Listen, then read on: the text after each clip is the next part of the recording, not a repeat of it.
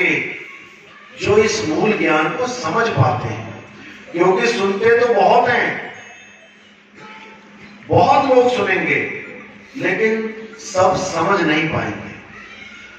कुछ इसलिए नहीं समझ पाएंगे क्योंकि इतना विवेक नहीं है, और कुछ इसलिए नहीं समझ पाते क्योंकि पिछला रंग इतना चढ़ा हुआ होता है, वो नहीं उतरता, सत्य असत्य का निर्णय नहीं हो पाता कि जो हम कर रहे हैं वो सच है या जो बिल्कुल ये नई बात बताई जा रही है वो सच है।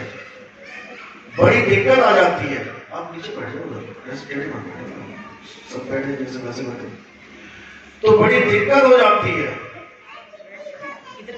जब समझ में नहीं आ पाता है कि हम करें तो करें क्या। बहुत दिक्कत होती है, क्योंकि जो पीछे संत महात्माओं ने बताया है, जो हमारे पिताजी, दादाजी, परदादाजी करते आ रहे हैं, वो सच है, या जो अब हमें बताया जा रहा है कि ये सब छोड़ दो और आत्म ज्ञान में आ जाओ, क्या ये सच है? असमंजस में पड़ जाता है जी कि चुनूं तो किसको चुनूं, ये करूं या वो करूं। अब इतने साल से मैं जो कर रहा था, अब पता लगा ये पूर्ण ज्ञान नहीं है, अब इसको छोड़ूं तो जग हंसाई होती है। लोग कहते देखो जी, ये आज तक भोले शंकर के बड़े बड़े भंडारे लगाता रहा, अब कह रहा है कि पूजा पाठ नहीं करनी चाहिए। आज तक जिस गुरु की वाहवाही करता रहा, आज कह रहा उस गुरु के पास ज्ञान ही पूरा नहीं था। कल तक जो तीर्थ यात्राओं पे झंडे उठा उठा के पैदल जा रहा था, आज कहता है परमात्मा तो मेरे अंदर है। बड़ा उल्टा ज्ञान हो जाता है, बड़ी दिक्कत में पड़ जाता है चीज, लोग लाज में पड़ जाता है कि अब करें तो करें क्या। बात तो समझ में आती है, जो मैं बोल रहा हूं समझ में तो आता है। कल सबने हाथ उठा दिए, अब जिन्होंने हाथ उठाए यानी जिन्होंने बात समझी, क्या वो सही रास्ते पे चलना शुरू हुए? बिल्कुल नहीं। उसमें से कम 70% ऐसे होंगे जो फिर वही करने लग जाएंगे जो आज तक करते आए हैं, क्योंकि बात तो समझ में आ गई, लेकिन जग वालों से पंगा कौन ले? लोक लाज से कैसे बचे? नहीं बच सकते। लोक लाज सबसे बड़ा रुकावट है परमात्मा प्राप्ति में। अगर लोक लाज किया होता मीराबाई ने, तो आज तुम्हें उसका नाम भी ना पता होता। लेकिन जो लोक लाज की हद को पार कर गए, उनका नाम अमर हो जाता है। लोगों ने कहा, अरे तू राजपूत, तू क्षत्रिय घराने की लड़की, तूने रविदास चौहान को अपना गुरु बना लिया। इतना बड़ा, इतनी बड़ी रुकावट थी उस जमाने में।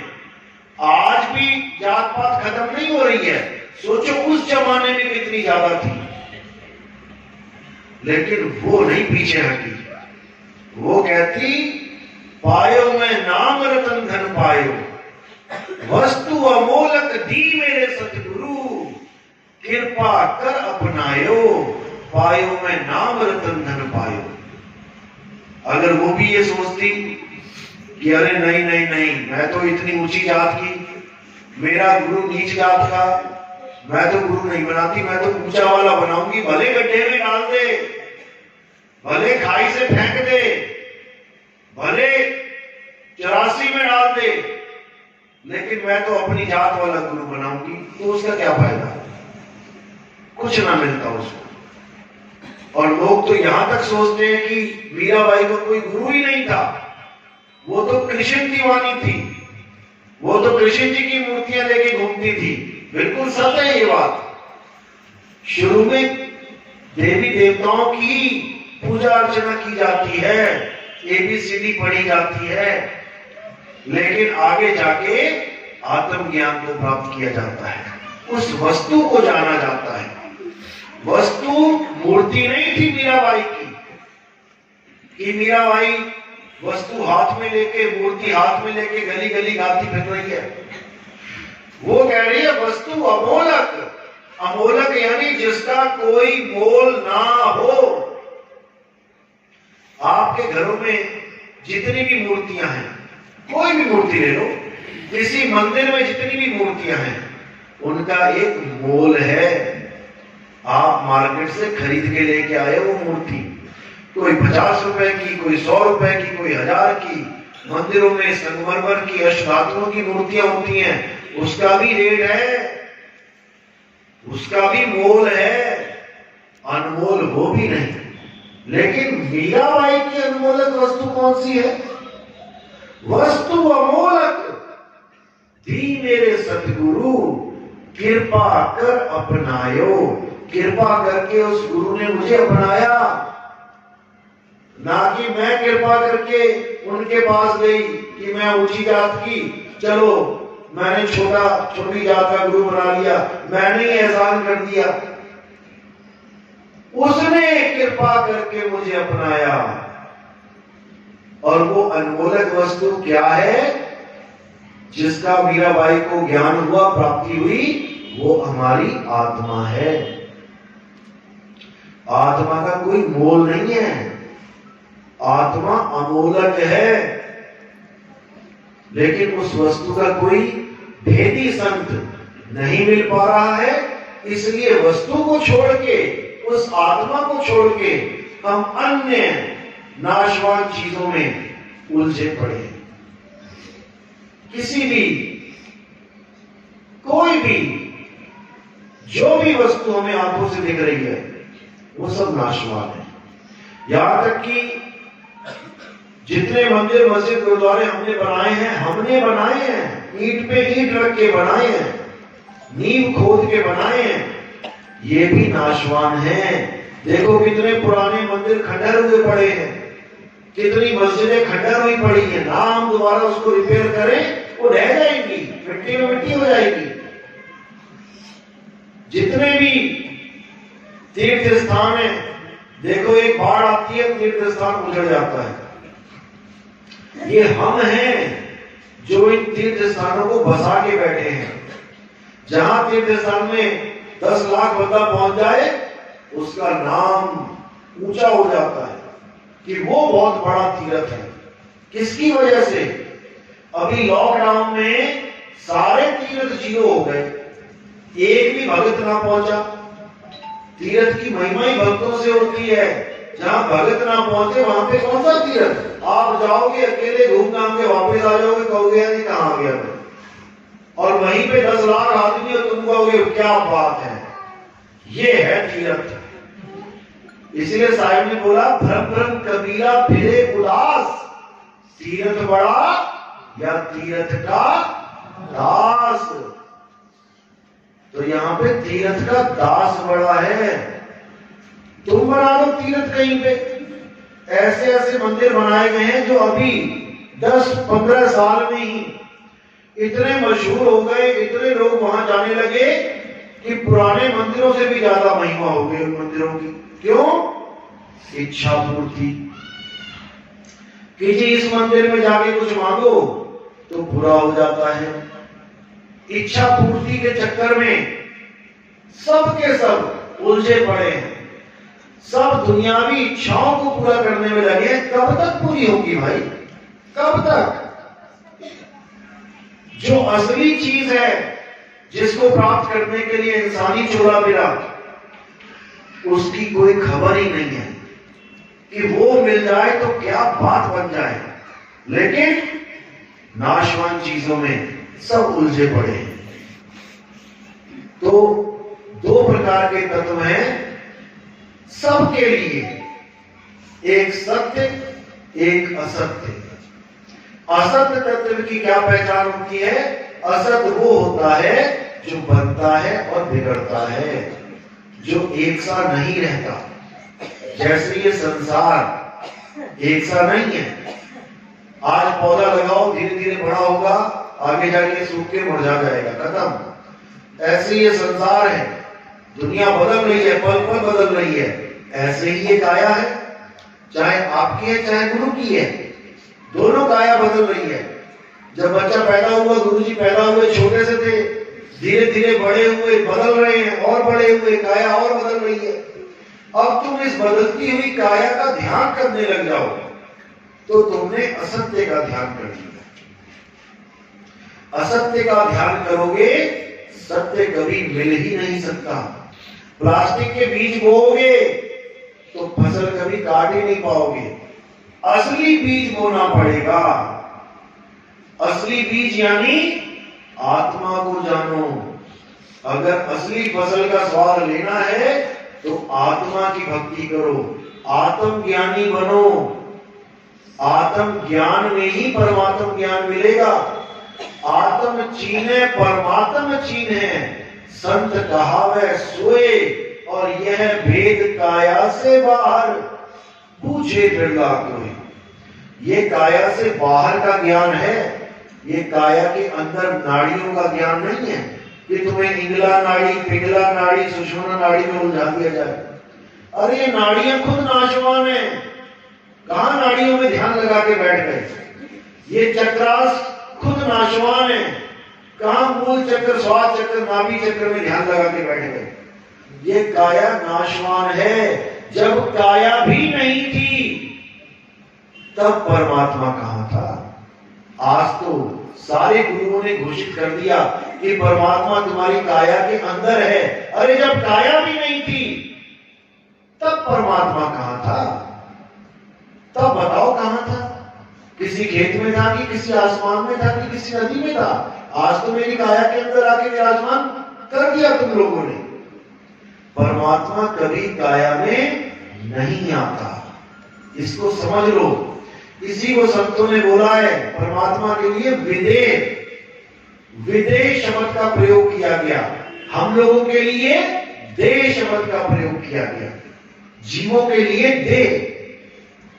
लेकिन जीव को भी अमर बोला गया, लेकिन अमर होते हुए भी देह में फंसा हुआ है ये जीव, देह के बंधनों में फंसा हुआ है ये जीव। बहुबंधन में बांधया एक बेचारा जीव। ये जीव काया में विराजमान है, इसीलिए काया चल रही है। हर काया को एक जीव चला रहा है। आपको आपका जीव, मुझे मेरा जीव। घर में 5 काया हैं तो हम राशन कार्ड पे लिखवाते हैं हमारे घर में 5 जीव हैं, 5 के नाम लिख देते हैं। तो जीव अनंत हैं, लेकिन परमात्मा एक है और वो काया में नहीं आता। वो विदेह है। विदेह यानी जो देह में नहीं रहता। उसी को बाबा नानक ने अजूनी, मूल मंत्र पढ़ो, एको सतनाम कर्ता पुरुष निरपहो निर्वैर अकाल मूरत अजूनी। अजूनी का क्या मतलब है? जो कभी किसी जून में नहीं आता, किसी शरीर में नहीं आता परमात्मा, कि वो भी मां के गर्भ में उल्टा लटक गया, पैर ऊपर सिर नीचे, और फिर उसी गंदगी से बाहर निकल रहा है। वो ये परमात्मा के काम नहीं है भाई, ये जीव के काम है। जीव अवस्था का ज्ञान नहीं है। काया में यानी उत्पत्ति प्रलय में भटक रहा है ये जीव। काया ही उत्पन्न हो रही है और काया की ही प्रलय हो रही है, लेकिन जीव नहीं मरता कभी। तो साहिब ने बोला, जीव सोई जो जुग जुग जीवे, उत्पत्ति प्रलय माही। देह धरे भर में 84, निर्भय कबहू नाही। देह धरे, जीव के लिए बोला देह धरे। परमात्मा देह धारण नहीं करता। ये 5 तत्व की, हाँ, जब वो दया करके समझाने आता है तो जरूर हमारे जैसा बन के आता है, लेकिन फिर भी और जाने का तरीका हमारे जैसा नहीं होता। उसका आने जाने का तरीका ही कुछ और है। असल में तो वो आता जाता ही नहीं है, हमें केवल दिखता है अपनी लीला से, क्योंकि वो कुछ भी कर सकता है। केवल हमें दिखाई देता है कि हाँ भाई कोई हमें समझा रहा है, जब मालिक आते हैं तो इसी को बोला, संतों अभिगत से चला आया, कोई मेरा भेद परम ना पाया। ना हम लीना गर्भ बसेरा, बालक होए दिखलाया, संतों अविगत से चला आया। बालक होके दिखला दिया, इसका मतलब ये नहीं कि कबीर साहब वो बच्चा है, वो केवल दिखाया जा रहा है तुम्हें। वो तो अपने स्वरूप को जानते हैं, वो सत्य स्वरूप है। जो उनका स्वरूप है वही हमारा स्वरूप है। हमें हमारा स्वरूप याद कराने के लिए वो इस संसार में आते हैं, हमें समझाने के लिए कि बेटा तुम अपने आप को शरीर मान बैठे हो, इसीलिए बार बार जन्म मरण में फंसे पड़े हो। निकलो अब यहां से, छोड़ो इस काया को और अपने असली स्वरूप को प्राप्त करो। तुम्हारा स्वरूप शब्द स्वरूप है। अरे शब्द हमारा, तू शब्द का, सुन मत जा सरक, और जो चाहे निज रूप को तो शब्द ही ले परख। मेरा और तेरा स्वरूप एक ही है, बस तू अपने आप को भूला बैठा है। अपनी तरफ तेरी सूरत ना होके बाहर की तरफ है। मैं तो तेरे पीछे खड़ा हूं, लेकिन तू कहीं और देख रहा है। और भी अगर एक ही जगह देखे तब भी समझ में आता है। तू दो तरह देख रहा है, दो वस्तुओं को पकड़ के बैठा है। इस संसार में दो ही ज्ञान है मेन, एक साकार एक निराकार। जितने भी साकार वाले हैं, भले वो किसी भी देवी देवता की पूजा कर रहे हैं साकार रूप में, उनका रूप एक ही है, उसको साकार ही बोला जाएगा। चाहे राम जी, चाहे कृष्ण जी, चाहे हनुमान जी, चाहे कोई गुरु महात्मा अपने गुरु को साकार रूप में पूजा कर रहे हो, वो भी साकार ही बोला जाएगा। वो बात अलग है कि कौन सा रूप, वो बात अलग है, लेकिन मेन चीज साकार रूप। और दूसरा रूप है निराकार। ये जितने भी पंथ जो परमात्मा को निराकार कहते हैं, ये दूसरे प्रकार का ज्ञान है। तो यही दो प्रकार का ज्ञान पूरे संसार में चल रहा है। निराकार वाले हिंदू भी हैं, मुसलमान भी। हिंदू जनता में कम से कम नहीं तो 30-40% लोग ये मानते हैं कि परमात्मा निराकार है, उसका कोई आकार नहीं। जिसमें सारे आर्य समाजी, जितने भी आर्य समाज वाले हैं, ये परमात्मा को साकार मानते ही नहीं, लेकिन है हिंदू, है सनातनी, मूर्ति पूजा का घोर विरोध करते हैं, है हिंदू, है सनातनी। उसके बाद हिंदू धर्म में आ जाओ, निरंकारी, राधा स्वामी और भी अन्य पंथ हैं जो परमात्मा को निराकार बोलते हैं कि परमात्मा तो निराकार है। अब आधे निराकार वाले, आधे साकार वाले। अब ये दो पार्टियां बन गई इस जगत में, और कौन मान रहा है इसको? वही एक सुरता, वही एक जीव, क्योंकि हम सब जीव एक रूप हैं। हम सब आदि आदि पार्टियों में बढ़ चुके हैं। आधे साकार को पकड़ के बैठ गए, आधे निराकार को। और जो संत साहिब है, जो असली चीज है, वो उसके पीछे खड़ा है। यानी कबीर साहब हमें देख रहे हैं और हम आगे दो पार्ट को देख रहे हैं, दो ठौर को। तो साहिब कहते हैं मैं तो देखूं तुझको और तू देखे कहीं और।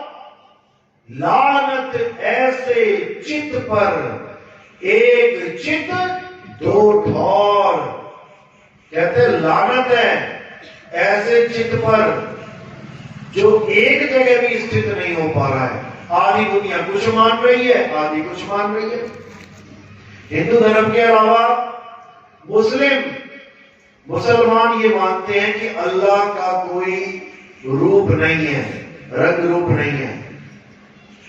और ईसाई भी ये मानते हैं कि गॉड इज फॉर्मलेस, उसका कोई रंग रूप नहीं है। तो ये दो पार्टी पूरे विश्व में छाई हुई है, पूरे विश्व में। अब इन दोनों से जो अलग है वो क्या रूप है? वो शब्द स्वरूप है। तीन स्वरूप हो गए, एक साकार, एक निराकार और एक दोनों से न्यारा शब्द स्वरूप। तो साहिब क्या कहते हैं कि शब्द स्वरूप को जानो। साकार और निराकार तो एक ही सिक्के के दो पहलू हैं, हेड या टेल, या हेड बोल दो या टेल बोल दो, लेकिन सिक्का एक ही है। यानी सरगुण और निर्गुण एक ही है, बस तुम्हें देखने में दो लगते हैं। जैसे बर्फ में थोड़ी सी गर्मी लाओ, वो बर्फ पानी बन जाती है। अब तुम बर्फ को उठा के उसी पानी में डाल दो, जो पानी बर्फ से ही बना है। अब तुम्हें वो दोनों अलग अलग दिखाई देने लग जाएंगे। पानी को तुम कहोगे तो निराकार है, बर्फ को कहोगे साकार है, जबकि है दोनों एक ही। इन दोनों को समझ लो। परसों सत्संग हुआ था रामपुर में, पूरा गांव निरंकारी था। आए सवाल जवाब चले। हम तो साकार को नहीं मानते, हम तो निराकार को मानते हैं। तो मैंने सवाल पूछा, ये साकार आया कहां से, ये साकार सृष्टि आई कहां से? तो कहते निरंकार से, निराकार से। जब निराकार से ही साकार सृष्टि बनी है, उसी का ही एक अंग है, उसी से प्रकट हो रहा है। और तुम कह रहे हो कि निराकार अखंड है। अगर ये अखंड होता तो इसमें से साकार सृष्टि अलग हो ही नहीं सकती थी। ये खंडित हुआ तभी तो इसमें से कुछ निकला और फिर इसी में समा जाएगा। इतना तो ज्ञान उनको भी है कि निराकार से ही साकार होता है और साकार निराकार में ही समा जाता है। इतना ज्ञान तो उनको है, लेकिन उनको आत्म ज्ञान नहीं है। निराकार और साकार तत्व ज्ञान है, निहित तत्व ज्ञान नहीं है। इसी को कबीर साहब समझा रहे हैं। कोई सरगुण में रीझ रहा, कोई निर्गुण ठहराए, अटपट चाल कबीर की मुंह से कही ना जाए। दादू जी की वाणी है कि कबीर साहब की तो अटपट चाल है, ना निराकार को पूछते हैं ना साकार को पूछते हैं। तो कबीर साहब कहते हैं सरगुण निर्गुण द्वंद्व पसारा, यानी झगड़ा मच गया और दोनों पड़ गए काल की धारा। सरगुण निर्गुण द्वंद्व पसारा, यानी आज तक देख लो धर्म के नाम पे कहीं भी झगड़े हुए हैं तो साकार और निराकार वालों के ही हुए हैं। आज भी हिंदू मुस्लिम इसीलिए लड़ते हैं। एक कहता है परमात्मा निराकार, एक कहता है साकार। तो इसी को समझना है। साकार निराकार इन दोनों से ऊपर उठ के उस शब्द गुरु को जानना है, उस परम पिता परमात्मा को जानना है, उस आत्म देव को जानना है, जिसको जानने के बाद आप ये काया नहीं रह जाते, आप कागा से हंस हो जाते हो। कहते कागा से हंसा किया, करत न लागी बार। जब मालिक दया करते हैं तो अपने जैसा बना देते हैं, फिर तुम्हें कागा नहीं रहने देंगे। अरे गुरु को कीजिए दंडवत, कोटि कोटि प्रणाम, कीट न जाने भृंग को, गुरु कर ले आप समान। गुरु हमें अपनी तरह बना लेगा। जब गुरु विदेही है, चेला भी विदेही हो जाएगा। लेकिन कब होगा?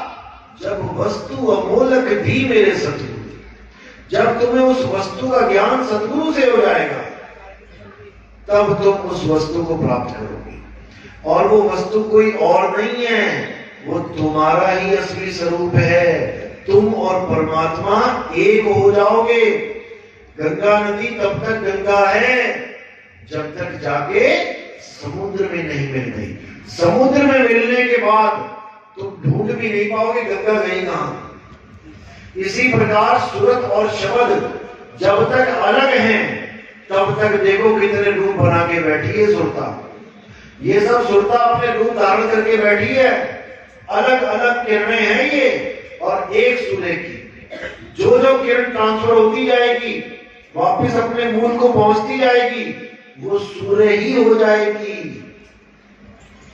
सूर्य ही हो जाएगी। इसी को साहिब ने बोला है, जल में कुंभ, कुंभ में जल है, बाहर भीतर पानी, फूटा कुंभ जल जल ही समाया, बूझे बिरला ज्ञानी। जल में कुंभ यानी एक समुद्र में 1 करोड़ घड़े हैं और घड़ों में भी समुद्र का पानी डला है, अब ऐसे तैर रहे हैं ऊपर की। तो जल में कुंभ और कुंभ में जल है, बाहर भीतर पानी। केवल बाहर भीतर किस कारण है? उस कुंभ की वजह से, उस मिट्टी की वजह से। उस मिट्टी की वजह से कुंभ का पानी बाहर नहीं मिल पा रहा है। वो मिट्टी कहां है? ये है। इस मिट्टी की वजह से ये पानी उस पानी में नहीं मिल पा रहा है। फूटा कुंभ जल जल ही समाया, घड़ा फूटेगा, जल जल में समा जाएगा। बूझे बिरला ज्ञानी, फूटता तो वैसे भी है घड़ा, लेकिन जल जल में नहीं समा पा रहा है। क्यों? फूटने से पहले दूसरे घड़े में ट्रांसफर हो जाता है। ये पानी एक घड़े से दूसरे घड़े में चला जाता है। ऐसे ही 84 लाख घड़े बने हुए हैं। पानी घड़े से दूसरे घड़े में, तीसरे घड़े में, चौथे घड़े में चलता ही जा रहा है। घड़ा फूट के भी फूटने का नाम नहीं ले रहा। अब फूटेगा सही तरीके से, अब फूट के सीधे पानी पानी में मिलेगा जाके। फूटा कुंभ जल जल ही समाया, बूझे बिरला ज्ञानी। तो जल को जल में ही समाना है, उसके बाद याद भी नहीं आएगा कि ऐसा कोई संसार था। खत्म। जैसे अपना देश भूले हो वैसे इसको भी खत्म कर दोगे। अब अपने मालिक के चरणों में रहोगे, जिसको बोला है सुरत समाये शब्द में, वाको काल ना खाए। फिर काल भगवान की दौड़ खत्म। अब तुम्हें कोई नहीं पकड़ सकता, क्योंकि जितना पकड़ना था पकड़ लिया। और वो क्या पकड़ेगा? उसके बस की बात नहीं है पकड़ना। पकड़ा तुमने है। चिड़िया की, चिड़िया को कोई बहेलिया पकड़ ले, उसकी औकात नहीं है। चिड़िया उड़ रही है आसमान में, पकड़ के दिखाए, नहीं पकड़ सकता। अब क्या करेगा? चोगा डालेगा, दाने फेंकेगा। अब अगर उड़ती चिड़िया मन में विचार कर ले कि नहीं मैंने नहीं खाना, तो पहले क्या करेगा बेचारा? कुछ भी नहीं कर सकता। और अगर चिड़िया ने सोच लिया कि दाने पड़े हैं मैंने खाने हैं, अब समझ लो कि वो गई मार। कोई बात नहीं, सब चिड़िया आई थी, दाने खा रही थी। ये चिड़िया ही बैठी है सारी, दाने खा रही हैं, अभी भी खा रही हैं। ऐसा नहीं कि खाना छोड़ दिया। लेकिन अगर बहेलिया आए और चिड़िया उड़ने की जगह दाने इकट्ठे करने लग जाए तो मारेंगे। अभी भी जब समय आएगा, जब आपने ज्ञान समझ लिया, उसको अनुभव में लाने के लिए आप शुरू हो जाओगे, तो जैसे ही ये काया छूटेगी तो याद रखना, दाने की तरफ मत देखना, फुर से उड़ जाना। उड़ने का तरीका बता देंगे। जो भी दाने की तरफ देखेगा बहेलिया फिर पकड़ देगा। याद रखना इस बात को। जब तुम्हारी काया छूटेगी, पहली बात तो घबराना नहीं, क्योंकि तुम कभी मर ही नहीं सकते। तुम्हारी मृत्यु कभी नहीं होगी। मन लाख डराए, तू मर गया मर गया मर गया, उसको क्या तू मरेगा बेटा, मैं नहीं मरता। अब तेरा नंबर है मरने का, क्योंकि मेरे गुरु ने तो अमर जड़ी दे दी है मुझे तो ऐसी जड़ी दे दी है, अब मेरी मौत नहीं होगी। अब तेरा नंबर लगेगा, क्योंकि मन को मार गगन चढ़ जाई और मान सरोवर बैठना है। अब मन का नंबर लगेगा। इस मन ने डरा डरा के बड़े बड़े ऋषि मुनियों की हालत खराब कर दी। यही डराता है, ये मन ही काल है, यही पकड़ता है अंत में। और पकड़ता भी क्या है? तुमसे खुद पकड़वा देता है अपने आप को। काया को तुम पकड़ लेते हो मरते समय। मुझे बचा लो डॉक्टर साहब, बचा लो, इंजेक्शन लगा दो, बचा लो। अभी इसी गांव का कोई भगत था, कालूदास बता रहे थे, उसने 12वें पंथ में नाम दे रखा था, तो उसने बीमारी की गोली नहीं खाई, गुरु जी पे विश्वास कर लिया, गुरु जी आएंगे, सतलोक ले जाएंगे। अब जब प्राण निकलने लगे, अब कहता मुझे हॉस्पिटल ले चलो, मुझे दवाई दे दो। अब क्या फायदा, या तो दवाई खानी तो पहले ही खा लेता, गुरु पे विश्वास किया, वो भी अधूरा। जब शब्द गुरु की बात आती है, ये तो होगी देही गुरु की बात, वो नहीं आया होगा गुरु, उसके प्राण निकलने लगे होंगे, उसने बोला दुविधा में दोनों गए माया मिलन राम, दवाई भी छोड़ दी, गुरु जी भी नहीं आए, अब क्या करे, अरे भैया हॉस्पिटल ले चल, जान तो बचे, अब कहां बचेगी, अब नहीं। तो जब आपने विश्वास करना है तो किसी देही गुरु पे नहीं करना है कि कोई देही गुरु आएगा आपको लेके जाएगा। ये तो वो बात हो गई कि चिड़िया को किसी ने पत्थर मारा, अब पत्थर के चिड़िया कह रही है कोई और आएगा मुझे पत्थर से बचाएगा। अरे भैया पंख दे रखे हैं तुझे, पत्थर तेरे तक पहुंचे उससे पहले उड़ारी मार, किसी के इंतजार में मत रहना, नहीं तो फिर इंजेक्शन ही लगवाते फिरोगे। इसलिए उस गुरु पे विश्वास करके, अटल विश्वास करके, शब्द गुरु की बात हो रही है यहां पे, अपनी श्रद्धा को शब्द गुरु के चरणों में लगा देना है। बस जैसे ही श्रद्धा चरणों में लगी और काम शुरू होना शुरू हो जाएगा, अपने आप ही चुंबक की तरह तुम्हें उस शरीर से खींचा जाएगा। लोह चुंबक की प्रीत ज्यों लोह को लेत उठाए, ऐसा शब्द कबीर का काल से लेत छुड़ाए। काल भगवान भी जोड़ लगाएगा, खींचेगा तुम्हें। कैसे खींचेगा? तुम्हारे अंदर चाह पैदा करेगा कि तू जीने की आस रख, मैं और जीना चाहता हूं। नहीं जीना, तेरे बेटा बेटी माँ बाप भाई बहन नहीं जानता कौन बेटा कौन बेटी, मिट्टी है।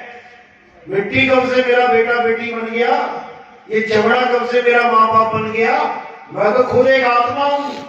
आत्मा का कौन माँ कौन बाप, यही ज्ञान जब बुल्ले शाह को हुआ कि मैं एक आत्मा हूं, उस समय पे मुसलमान होते हुए भी उन्होंने कुरान में लिखी हुई बात को नकार दिया।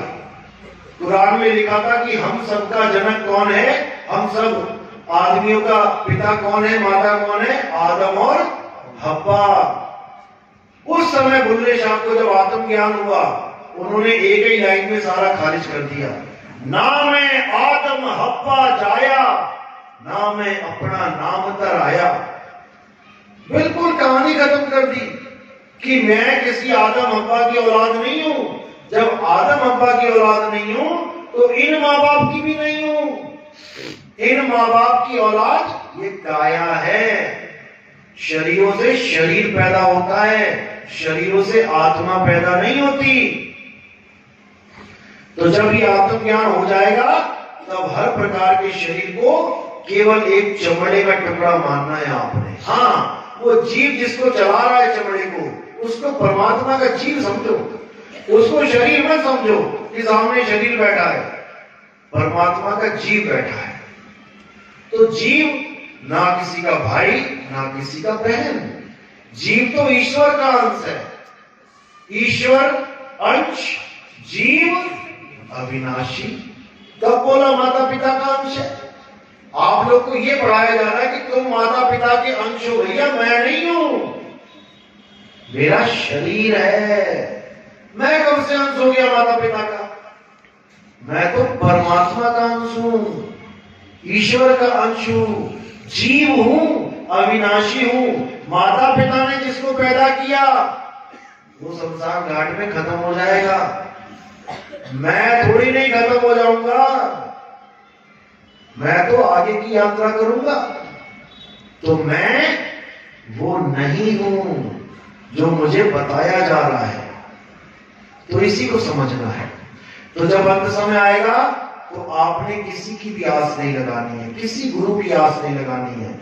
आपको जो ज्ञान समझाया गया है वो ज्ञान ही आपका गुरु है, वो ज्ञान ही आपको पार करेगा। आपके बच्चे के एग्जाम में कोई सवाल आ गया, 2 जमा 2 कितना होता है, और बच्चे को पता नहीं है, उसने अपने गुरुजी का नाम लिख दिया, मेरे गुरुजी SK त्रिपाठी हैं, गुरुजी का नाम लिख दिया पेपर में, तो नंबर मिलेंगे क्या? नहीं, कभी नहीं मिलेंगे। और अगर वो उस गुरु का ज्ञान रख देता वहां पे कि 2 जमा 2 = 4, तो उसके नंबर काटने वाला कोई माई का लाल पैदा ना होता। इसलिए अंत समय में गुरु का नाम नहीं चलेगा, वहां गुरु का ज्ञान चलेगा। और जिसको गुरु का ज्ञान होगा, यानी शब्द गुरु का ज्ञान होगा, तो उसको कोई पकड़ नहीं सकता, उसके नंबर कट ही नहीं सकते। और जो देही गुरु का नाम लिख के बैठे होंगे, वो सब डरे जाएंगे, एक भी बचने का नहीं।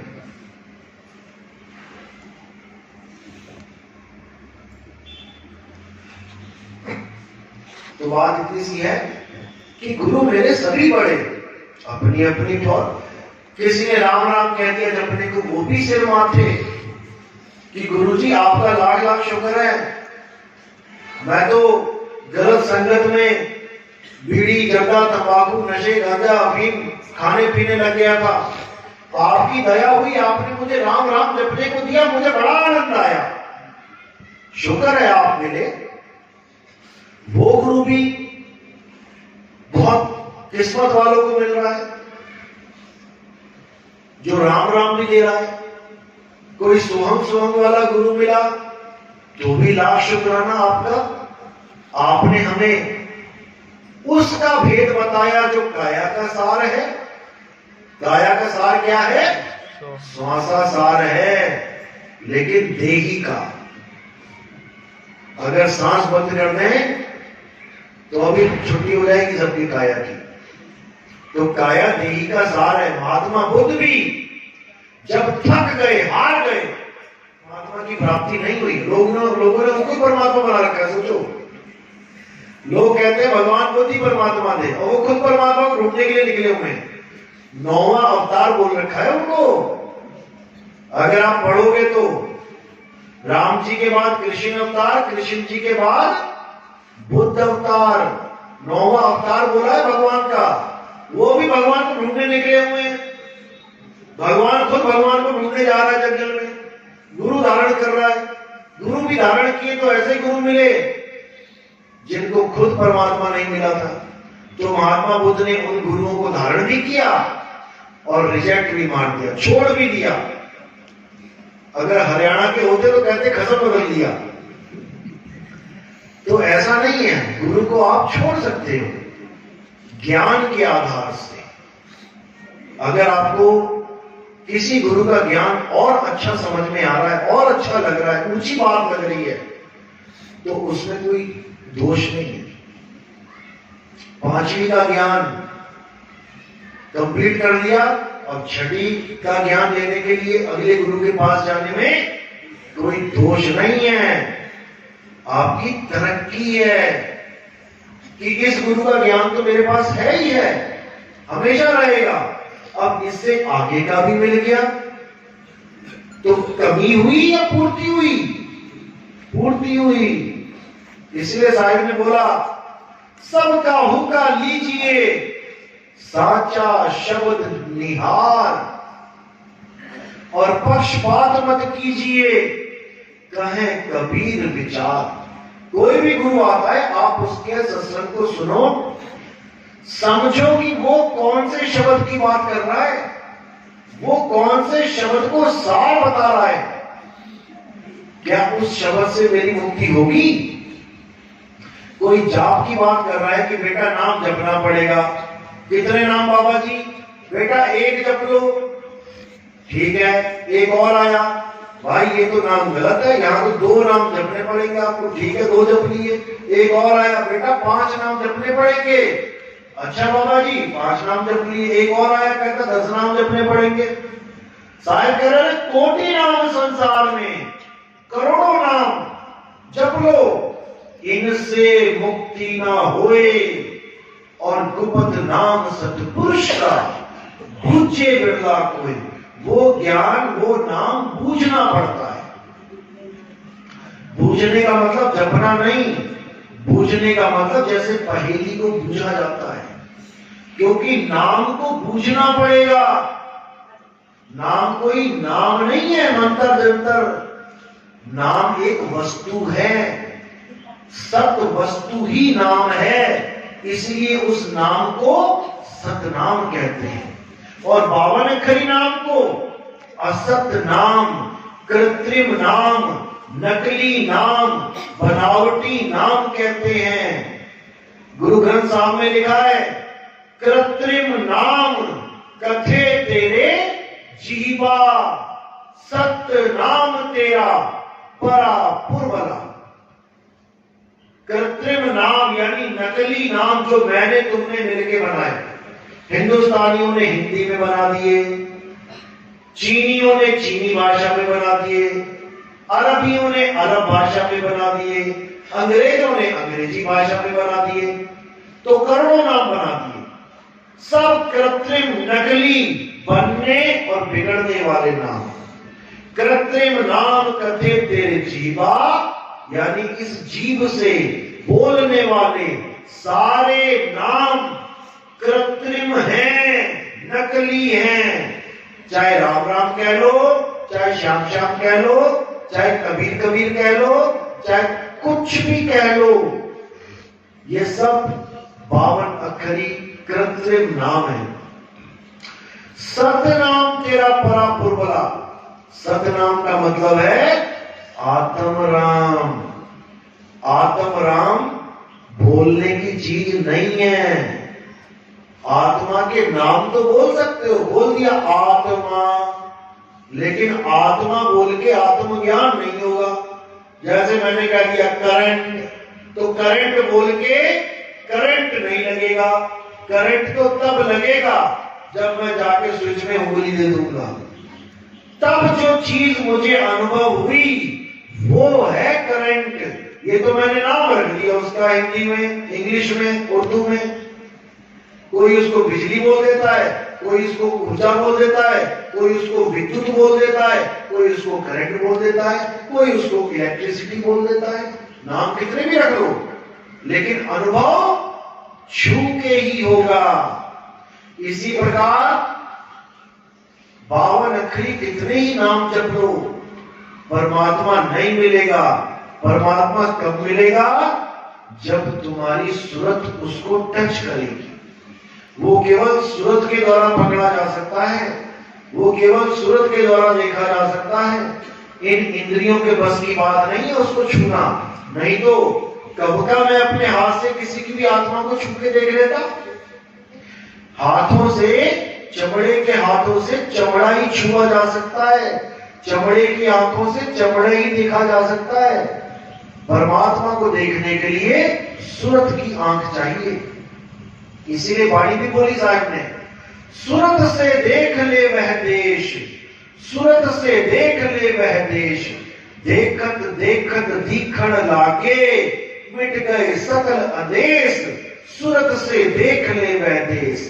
ना वहां जाप, नहीं वहां अजपा, नी अक्षर परवेश, सूरत से देख ले वह देश, सूरत से देख ले वह देश।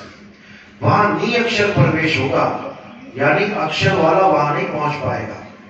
जो अक्षरों को जप रहा है, हिंदी के अक्षर, पंजाबी के अक्षर, वो वहां नहीं पहुंच पाएगा। वो इसी 3 लोग में रह जाएगा, क्योंकि उसने वो सामान पकड़ लिया जो 3 लोग का सामान है। ये भाषाएं, ये अक्षर, ये लिखना पढ़ना, ये 3 लोग का मामला है। लेकिन जो असली शब्द है, असली नाम है, वो 4थे लोग का मामला है। तो 4थे लोग का मामला जब समझ में आएगा, तब आप उसको प्राप्त कर पाओगे। उसी सतनाम की महिमा सब संतों ने गाई है।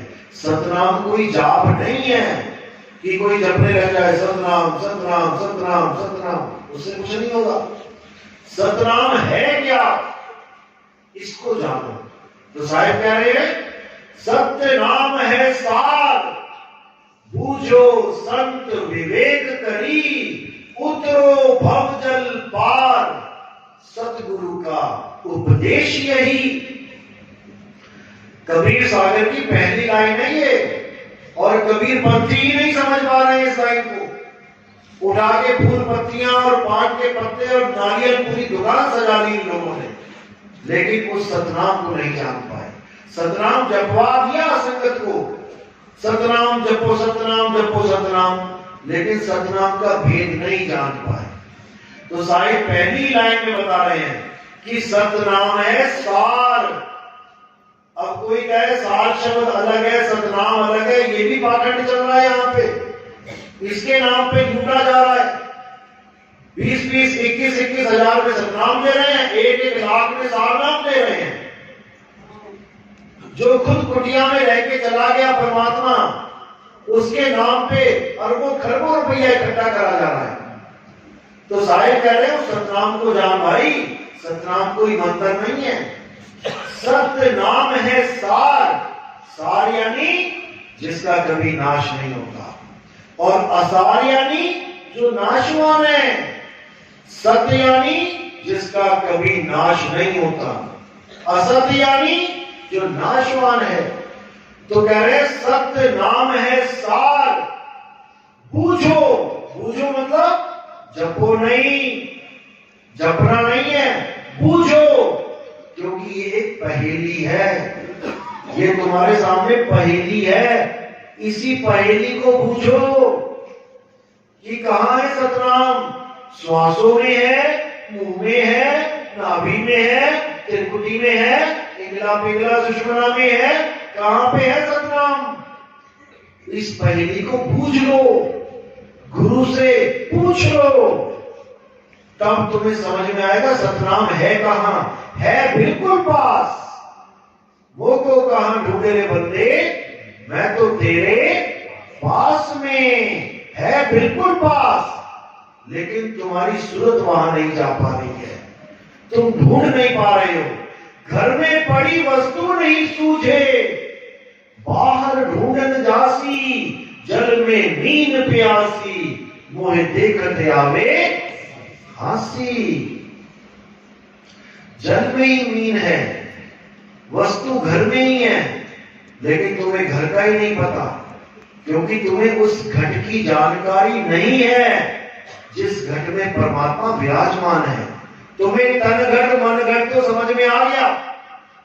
तन घट में ये काया, ये चक्रास, ये प्राण योग, ये इंगला पिंगला, ये समझ में आ गया।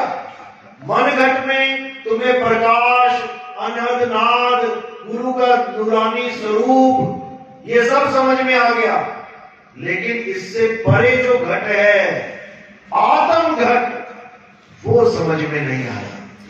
तो तन घट और मन घट, इन दोनों घटों में परमात्मा नहीं है। तन घट मानो साकार, मन घट मानो निराकार। इन दोनों से परे तीसरा घट है आत्म घट, जिसको कबीर साहब ने अपनी वाणी में बोला, कोठरी माही कोठरी, यानी तन घट में ही मन घट है। कोठरी माही कोठरी, अरे परम कोठरी विचार। गुरु दीनी वस्तु कबीर को, कबीर लीनी संभाल। कबीर दी संसार को, लीनी जिस मस्तक भाग। कहते सारे संसार को कबीर ही वस्तु देता है, लेकिन लोग कबीर साहिब को एक जुलाहा मान के बैठे हैं कि काशी में आया था, विधवा ब्राह्मणी का पुत्र था। अब पूछो विधवा ब्राह्मणी के पुत्र कैसे होगा? विधवा ब्राह्मणी का पुत्र बना दिया उसको। ना उस विधवा ब्राह्मणी का आज तक कोई नाम बता पाया, ना विधवा ब्राह्मणी के मरे हुए खसम का नाम बता पाया, ना विधवा ब्राह्मणी का कोई ससुर सास, ना उसका कोई गांव बता पाया। ऐसी कौन सी विधवा ब्राह्मणी आ गई जिसका आज तक अता पता ही किसी को नहीं? पर इतना पता है कि ब्राह्मणी थी। बताओ, हद की भी हद होती है, यहां तो बेहद मचा रखी है। ये कबीर साहब के ज्ञान को किनारे करने की साजिश है।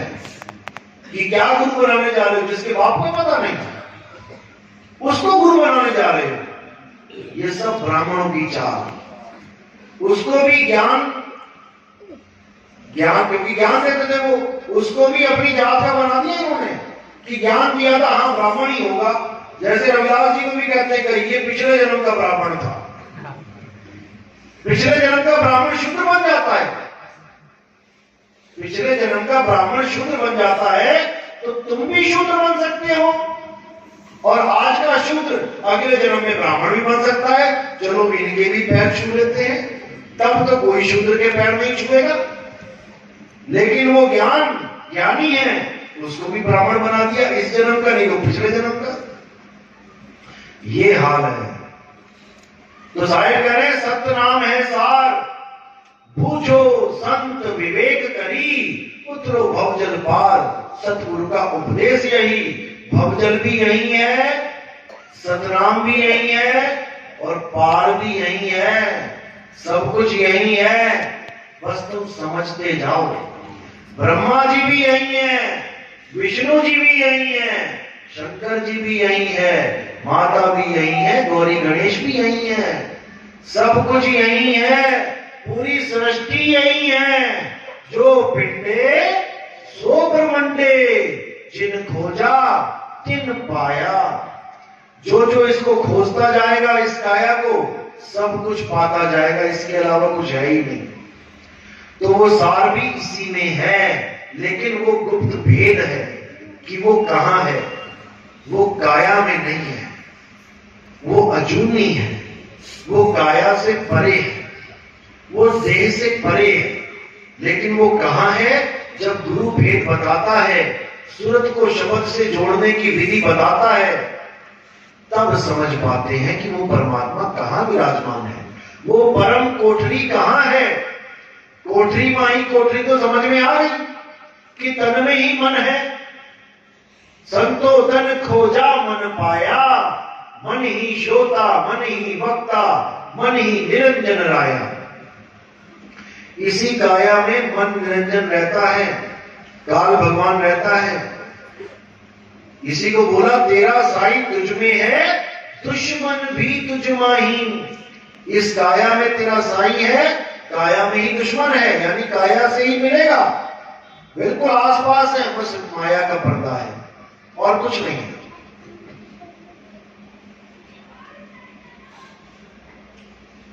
वो माया का पर्दा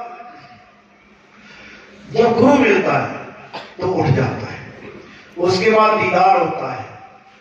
पर्दा उठेगा, दीदार होगा, और वो ऐसा दीदार होता है कि वहां पर देखने वाला और दिखने वाला एक हो जाता है, दो नहीं रहते। बस इसको समझ लो। जब तक तुम कुछ देख रहे हो, तब तक तुम और दिखने वाला दो हैं। जैसे मैं आपको देख रहा हूं तो आप मुझे देख रहे हो, एक देखने वाला एक दिखने वाला। मैं प्रकाश को देख रहा हूं, वहां पर भी दो हैं, एक देखने वाला एक प्रकाश दिखने वाला। जब तक द्वैत है तब तक मुक्ति नहीं है, तुम दो में उलझे रहोगे। जो दिखे सो माया संतो, जो दिखे सो माया। जो भी तुम्हें दिख रहा है माया है। माया से रहित कौन है? माया से रहित तुम हो। तुम हो माया से रहित। जब तुम अपने आप को जान लोगे तो दो से एक हो जाओगे, क्योंकि जो चीज तुम्हें प्राप्त होने वाली है वो कोई और नहीं है, वो तुम ही हो। जैसे एक कुत्ता शीशे के सामने खड़ा हो गया, पहले तो उसको बिना शीशे रखे एक थाली में लड्डू पेड़ा गुलाब जामुन रख दिया। अब देखो कुत्ते की स्पीड, तोड़ के नहीं खाएगा। गुलाब जामुन देके देखना कभी कुत्ते को, रोटी देना और गुलाब जामुन देना। रोटी तो तोड़ के खाएगा पीस कर करके, और गुलाब जामुन एक ही बार में अंदर, एक ही बार में अंदर। 10 गुलाब जामुन रखो, 10 के 10 को चट कर जाएगा।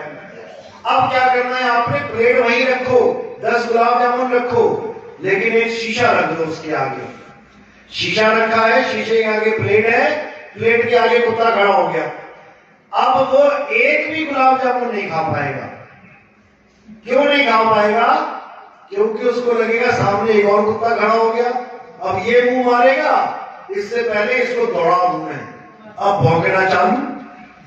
अब जो स्वाद लेना था उसने, वो स्वाद भी गया, और भौंक भौंक के कहते मर जाता है, भौंकना नहीं छोड़ता। तो क्या हुआ? अपना निज रूप ना जानने के कारण वो कुत्ता भौंक भौंक के मर गया। अब क्या शीशे में कुत्ता चला गया था क्या? नहीं गया। शीशे में कौन गया? उस कुत्ते का ध्यान, केवल उस कुत्ते का ध्यान गया। जब तक शीशा नहीं था तब तक ध्यान कहां जा रहा था? गुलाब जामुन में। जैसे कुत्ता आ गया सामने शीशा, अब सारा ध्यान गुलाब जामुन से हटा और शीशे में चला गया। अब हो गया झगड़ा शुरू। अब करना क्या है? वो शीशे वाले कुत्ते को बाहर निकाल देना है क्या? शीशे वाले कुत्ता तो है ही नहीं कुछ भी। उस बाहर वाले कुत्ते का ध्यान शीशे से बाहर निकाल के अपने तक ले आना है, यानी उसकी तरफ देखना ही नहीं है। तो आंखें बंद कर दे, वो कुत्ता गायब। आंखें बंद करके आराम से लड्डू खाए, कोई दिक्कत नहीं है। बस इसी प्रकार अपनी भटकी हुई सूरत को तुमने यू टर्न दे देना है, बस इतना सा काम है।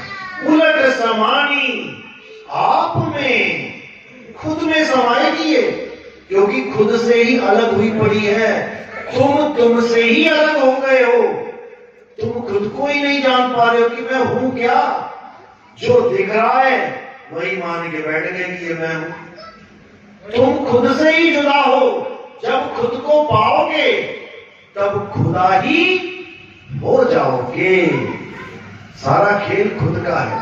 तो कहते हैं उलट समानी आप में प्रगति ज्योत अनंत। अरे तुम एक ज्योत के पीछे पागल हो। अनंत ज्योत यानी दिव्य ज्ञान। ज्योत ज्ञान के लिए भी बोला जाता है, प्रकाश ज्ञान के लिए बोला जाता है। तो कहते हैं उलट समानी आप में प्रगति ज्योत अनंत, साहिब सेवक एक संग, खेले सदा पसंद। एक ही रूप हो जाएंगे वो। ये कबीर साहब फिर कहते हैं अब तो जाए चढ़े सिंहासन, मिले हैं सारंग पानी, राम कबीरा एक भये हैं, कोई ना सके पहचानी। कोई ना सके पहचानी, कोई पहचान ही नहीं पाएगा कि मैं और मेरा परमात्मा अलग अलग है क्या? नहीं, एक ही हो जाओगे। लाली मेरे लाल की, जित देखूं तित लाल, और लाली देखण मैं गई, मैं ही हो गई लाल। यानी नमक की डली समुद्र नापने चली तो समुद्र में ही मिल गई। तो यही कबीर साहब का ज्ञान है कि जाप, अजपा और अनहद को त्यागना है। जितना किया अच्छा किया। 12वीं क्लास करी, अच्छी बात है करी, तभी तो आगे एडमिशन मिलेगा। ये भी ना किया होता तो पता नहीं क्या क्या कर रहे होते। इसलिए बहुत अच्छी बात है, गुरु धारण किया, नाम दीक्षा ली, भक्ति करी, भगत कहलाए, अच्छे विचार आए, गांव में शहर में एक इज्जतदार आदमी की आपको उपाधि मिली, लोगों ने आपको भगत कहा, आप पे विश्वास किया कि नहीं ये तो गुरु वाला है, ये गलत काम नहीं कर सकता। आज देखो हम लोग अपना नेता चुन लेते हैं। अब नेता चुन तो लेते हैं, लेकिन हम ये एक बार भी नहीं सोचते कि वो नेता क्या करेगा, वो क्या विचार रखता है। हम कभी ये नहीं सोचते। हमें नेता भी ऐसा चुनना चाहिए जिसका कोई गुरु हो। यानी हम उस घोड़े पे दांव लगा रहे हैं जो बेलगाम है, जिसकी लगाम ही नहीं किसी के पास, तो वो तो घुड़सवार को भी गिराएगा। अब अगर लगामें लगी होंगी उसकी और वो ट्रेड होगा तो गिरेगा नहीं। इसलिए गुरु की महिमा है, उसको चुनो जो गुरु वाला है, वो हमेशा मर्यादा में रहेगा। गुरु कान भी खींचेगा उसके कि ये क्या कर रहा है भाई। और जिसका कोई गुरु ही नहीं है उस पर विश्वास करना बहुत मुश्किल होता है। तो खैर मेन चीज जो है उसको समझना है, आत्म ज्ञान बिना नर भटके, कभी काबा कभी काशी। आत्म ज्ञान यानी तंत्रों मंत्रों जंत्रों से हटके अपनी आत्मा का ज्ञान प्राप्त करना, इसी को आत्म ज्ञान कहते हैं। आत्म ज्ञान का मतलब कोई मंत्र जंतर तंत्र नहीं है, कोई प्राण योग, कोई नाभि पे ध्यान लगाना, त्रिपुटी में ध्यान लगाना नहीं है। खुद का ध्यान करना, गुरु से भेद प्राप्त करना और अपने स्वरूप को याद करना, सिमरना, सिमरन करना अपने स्वरूप को, क्योंकि तुम्हारा और परमात्मा का एक ही स्वरूप है। चलो, किसी को कोई सवाल है?